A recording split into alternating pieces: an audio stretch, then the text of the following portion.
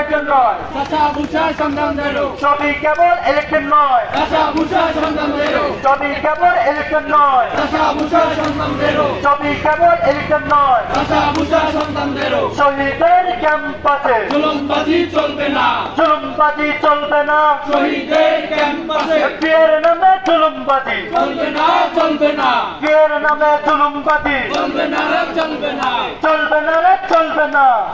বিশ্ববিদ্যালয়ের ভর্তির আবেদন ফি কমানোর জন্য বলে আসছি, কিন্তু তারা আমাদের এই কথার বিন্দুমাত্র কর্ণপাত করে নাই।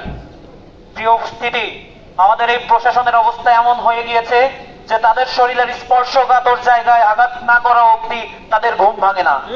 1000 টাকা আপনার কাছে কিছুই না, কিন্তু দেখেন এই 1000 টাকা দিয়ে হাজারো পরিবারের পুরো সপ্তাহের খরচ চলে।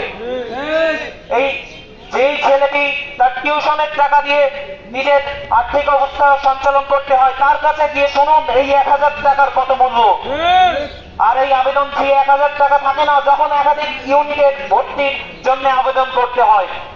আমরা মনে করি একটি পাবলিক বিশ্ববিদ্যালয় কেবলমাত্র এলিটদের জন্য নয়, এটি চাষাভুষা সন্তানদের জন্য। প্রান্তিক অঞ্চলের একজন কৃষকের দৈনিক মজুরি 200 থেকে 500 টাকার মধ্যে, সেখানে প্রতিটি ইউনিটে 1000 টাকা করে ভর্তি ফি নির্ধারণ কেবলমাত্র অন্যায্য নয়, এটি রীতিমতো জুলুম।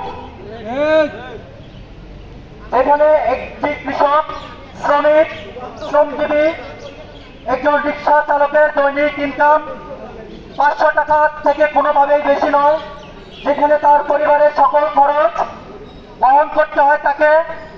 এরপরেও তার মিনিমাম 2 দিনের খরচ দিয়ে তার সন্তানদেরকে কিভাবে প্রতিটি ইউনিটে তারা আবেদন করাবে, সেই প্রশ্ন আমরা আমাদের এই প্রশাসনের কাছে রাখতে চাই। আজকে স্পষ্ট করে বলে দিতে চাই, আগামী রবিবারের মধ্যে যদি সিদ্ধান্ত না নেওয়া হয়, যদি না ভর্তি ফি কমানো হয়, তাহলে এই প্রশাসনিক ভবনে তালা লাগবে। আমরা আপনাদেরকে স্পষ্ট বার্তা দিতে চাই, আপনাদের সময় আগামী রবিবার পর্যন্ত। রবিবারের মধ্যে যদি আপনারা এই সকল অন্যায্য ভর্তি ফি বাতিল না করেন, সহনীয় মাত্রায় নিয়ে না আসেন, শুধু ইউনিট নয়, ইউনিটের চেয়ে যে সকল উপ ইউনিট রয়েছে সেগুলোর ভর্তি ফি তুলনামূলক আরো কমাতে হবে। যদি আপনারা সেটি না করতে পারেন, তবে প্রশাসনিক ভবনে তালা রাখবে এবং আমাদের এই অবস্থান আরো কঠোর থেকে কঠোরতর হবে।